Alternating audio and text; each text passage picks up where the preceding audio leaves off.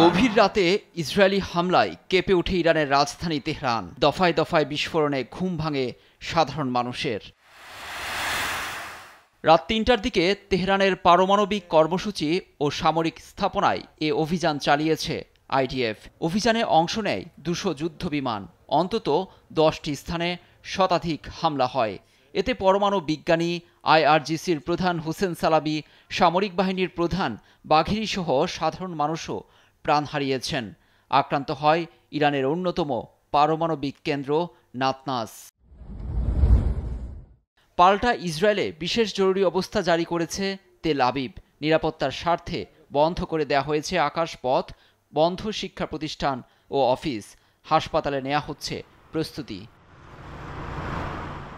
ঘণ্টাখানেক পরেই ইসরায়েল অভিমুখে শত শত ড্রোন ছোড়ার দাবি করেছে ইরান। দেশটির সর্বোচ্চ ধর্মীয় নেতা আয়াতুল্লাহ আলী খামেনি হুঙ্কারে ইসরায়েলকে তিক্ত ও বেদনাদায়ক পরিণতির জন্য প্রস্তুতি নিতে বলেছেন। আর ইসরায়েলি সেনাবাহিনীর দাবি, ইরানের প্রতিশোধমূলক হামলা প্রতিহত করেছে। কয়েক ঘন্টায় ইসরায়েল ভূখণ্ডের দিকে অনেক ড্রোন ছুড়েছে শত্রুপক্ষ। আমাদের আকাশ প্রতিরক্ষা ব্যবস্থা এসব প্রতিহতে কাজ করছে। নাগরিকদের ধৈর্য ধরতে হবে।